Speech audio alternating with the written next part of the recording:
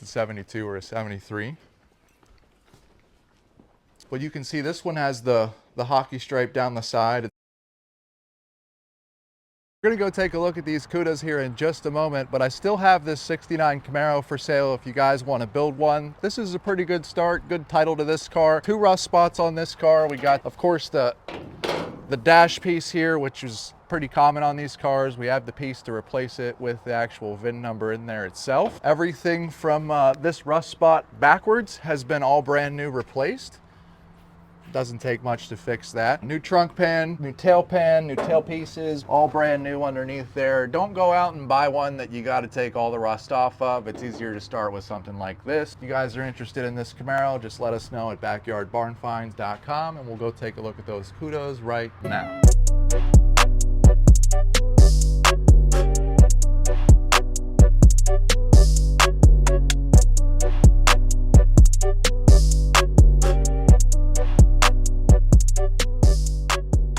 We're at a dear friend of mine's house. He does have a couple Cudas that he's been grateful enough or gracious enough to let us actually take a look at. He's not able to come out and talk with us about the cars, but we'll share them with you guys and let you guys be the judge of which one you think you would want to take home. So the first car we have behind me is a 1973 black Cuda, and TX9 cars, which is the color black for these cars, are pretty, it's not the rarest color, but they are extremely hard to find. And this one does have the white or the red pinstripe that goes down the side.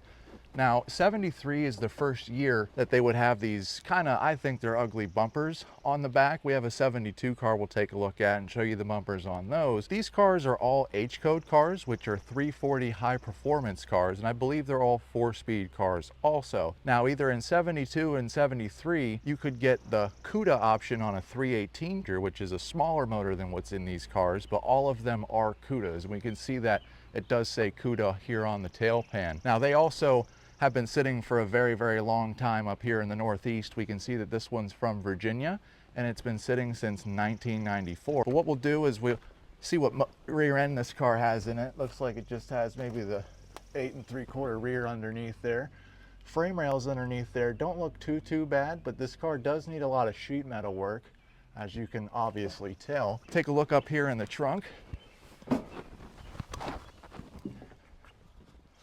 Just like most of all the other Mopars of this era that haven't been restored, they do need pretty much a trunk replaced. We can see it's got some Kragers sitting in there. You know, it does look pretty rusty, but most of the Cudas that you find these days are. That's why they're very sought after, and they're black cars.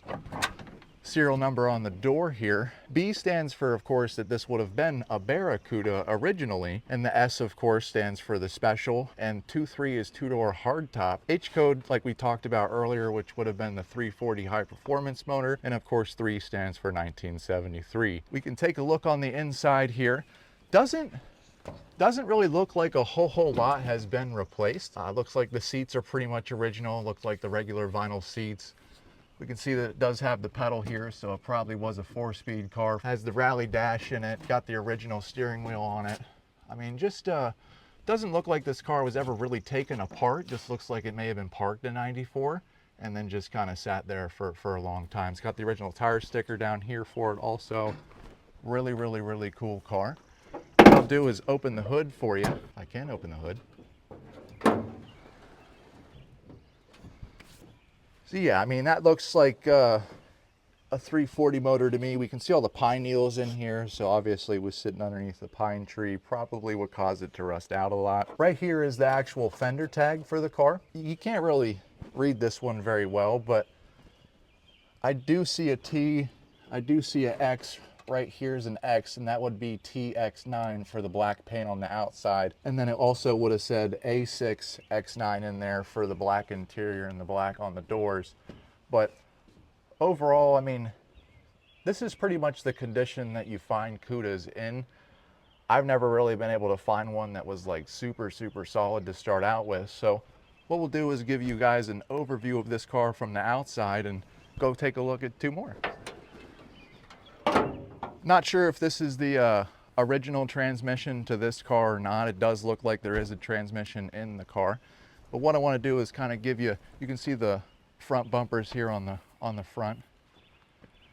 Give you like an overview of this car, because you probably won't see another one for a while until we look at the other two here in just a moment. But different side markers in 72, 3, and 4 than normal Cudas. It's got the black pinstripe down the side. Would you drive this car like this? Let us know in the comments below. I mean, if you guys love Cudas, also give us a like if you're into that as well. But the second car we're going to talk about is this 1972 Cuda, and this one is a triple black car. And what I mean by a triple black car, of course, is it has the black vinyl top on it right here. It also has the black paint. And then lastly, it has the black interior inside in here. Now, something different about this car probably has had the actual dash replaced in it at some point, I believe, because this VIN number right here says BS23H3, which would be a 1973 car. And we can take a look at the bumpers on this one. And there are no bumper guards on this car, but of course they could have been changed. But if we take a look at the door sticker for this car, we can see here that it says H2, which would be a 1972 model. Now, unfortunately, when we first got here, I opened the hood of this car and then I shut it completely, and now I can't get it back open again. We tried for about 10 minutes, but I do know that the fender tag in there does say 2 at the bottom, so I know that this is a 72 car. And it also has TX9 for the color, TX9 for the interior, and then also for the vinyl top up here. But we'll go ahead and check out the inside here. You can see the dash in this one only goes to 120. That's why I'm saying it's probably been replaced. Just different than the 73 one over there. The door panels don't look too bad on this car. Get you an overview completely of this one as well. This one has the rally wheels on it. We'll start over here and just kind of go around the outside. Out of these two, I personally kind of like that one over there better with the red stripe. I mean, if you think that, let us know. You can change the bumpers, of course. I'm not sure which one would be more of a solid car to start with. The grills in these cars aren't cracked, it doesn't look like, which is actually pretty rare. Normally you find these and it's got like a giant crack right in through here. But this one looks a lot nicer than the other one, I believe. You see the frame rails and cross member support. This one actually has some floors in it. Yeah, a lot nicer starting out with than the other one down there. Ooh. What we'll do now is take a look at the one inside. This last car we're going to take a look at, I forget if it's a 72 or a 73. But you can see this one has the hockey stripe down the side. It's got the Magnum 500s on it. You can see it says 340 right here. I don't know, you guys be the judge. Is that an original? It doesn't look original to me, but it looks right, but it just doesn't look right, if you know what I'm trying to say. But the paint on there is kind of cracking, so maybe. But yeah, this one's got the rally dash in it. It's got the pistol grip, and if you guys have never held a pistol grip, they actually feel so comfortable in your hand. We'll go in here and check this out. Yeah, so BS23H, and I believe that says 2 right there. So this one will be a 72 car. Let me just see what the bumpers look like. No bumper on the front of this car. What do the bumpers look like on the back of this one? They got the big bumperettes on there. No bumper on the back, but it does have a spoiler. You can see it has a spoiler sitting right here. That's pretty cool. We'll take a look at the actual VIN number on the fender tag, because I think this one does open.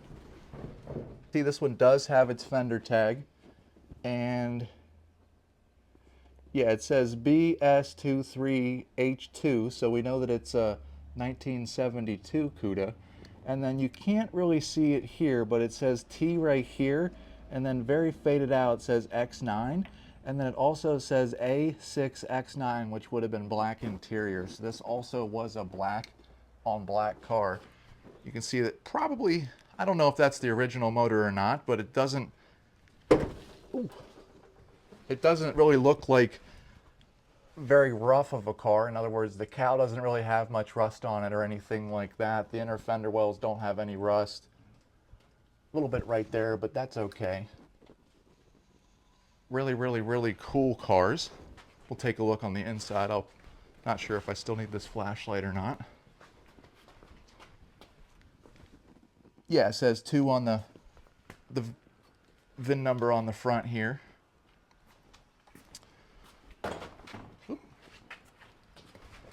But yeah, overall, this one seems to be probably the nicest one of the bunch. You can see it does have the 4-speed in there. Carpet's black. It doesn't look like a bad car at all. You know, it's got, like I said, the rally dash. Looks like the vinyl seats in there. Looks like the back seat's right. And then, of course, he has all of the pieces to kind of put them back together. I just wanted to show you guys these cars. I think they're probably some of the most coolest Cudas that I've come across in a while. You know, you see a bunch of different color ones, but it's not very often that you get to see 3 black Cudas TX9 cars in one place. So if you guys like this kind of content, just give us a thumbs up on the video. And again, my name is Parker, and have a great day. The owner of the Cudas is also selling this Jetta. He hasn't asked me to try and sell it for him, but I just thought it would be nice. It's a 2003 Jetta. It has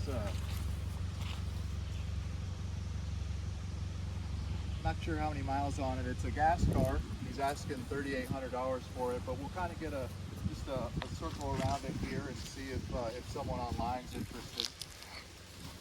Looks like maybe it has black interior, black leather interior. But yeah, if you guys are interested in the Jetta, just reach out to me and I can put you in contact with the owner.